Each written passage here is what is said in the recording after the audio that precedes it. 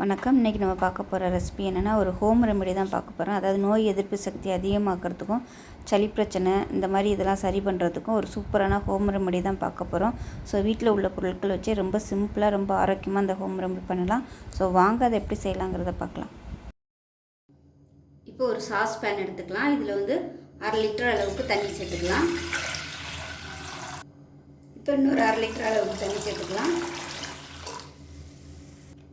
இப்போ case on பண்ணிக்கலாம். இப்போ வந்து தண்ணி நல்லா சூடாகட்டும். இதில் பார்த்தீங்கன்னா ஒரு 12 வெத்தலை எடுத்திருக்கேன் சின்ன சைஸாக. அந்த மேலே உள்ள காம்பு பகுதியும் கீழே உள்ள அந்த நுனி பகுதியும் கட் பண்ணிவிட்டு நல்லா கழுவிட்டு எடுத்து வச்சுருக்கேன். இதை வந்து சின்ன சின்னதாக இப்போ வந்து நம்ம பிச்சு போட்டுக்கலாம். இப்போ தண்ணி நல்லா கொதிக்க ஆரம்பிக்குது. இப்போ வந்து நம்ம இந்த மாதிரி கட் பண்ணி வச்சுருக்க வெத்தலையை வந்து சேர்த்துக்கலாம்.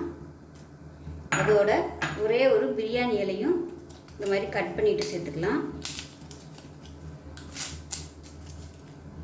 இது கூடவே ஒரு 10 கிராம்பு சேர்த்துக்கலாம். முடிஞ்சால் 10 கிராம்பு வந்து 1-2 உடச்சிட்டு கூட சேர்த்துக்கலாம் நீங்கள்.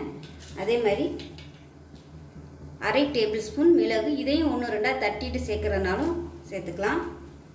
அதே மாதிரி ஒரு 3/4 டேபிள் ஸ்பூன் அளவுக்கு சீரகம் சேர்த்துக்கலாம். 1/4 டேபிள் ஸ்பூன் மஞ்சள்தூள் சேர்த்துக்கலாம்.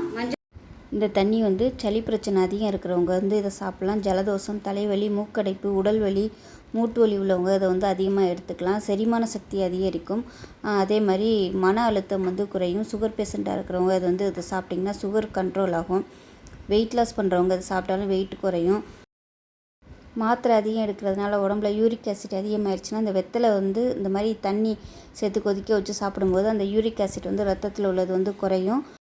இதில் உள்ள பொருட்களோட பயன்கள் பார்த்திங்கன்னா சொல்லிக்கிட்டே இருக்கலாம். நான் வந்து டிஸ்கிரிப்ஷனில் வந்து தெளிவாக கொடுக்குறேன். வேணும்னா நீங்கள் அதை செக் பண்ணி பார்த்துக்கோங்க. தண்ணி நல்லா கொதிச்சிருச்சு. இப்போ வந்து அமர்த்திடலாம். அமர்த்திட்டு அப்படியே ஒரு மூடி போட்டு மூடி வச்சிடலாம். இப்போ வந்து மூடி வச்சிடலாம்.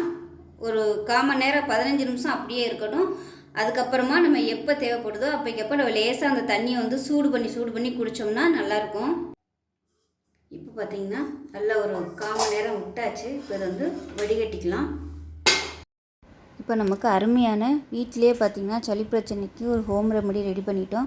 ஸோ இது வந்து ரொம்பவே எஃபெக்டிவாக இருக்கும். ஸோ கண்டிப்பாக இது வந்து நீங்கள் தாராளமாக ட்ரை பண்ணி பார்க்கலாம். எல்லாருமே சாப்பிட்லாம். ஸோ இந்த வீடியோ பிடிச்சிச்சுன்னா லைக் பண்ணுங்கள், கமெண்ட் பண்ணுங்கள், சேனலை சப்ஸ்கிரைப் பண்ணுங்கள், பக்கத்தில் உள்ள பெல் பட்டனையும் ப்ரெஸ் பண்ணுங்கள். நன்றி.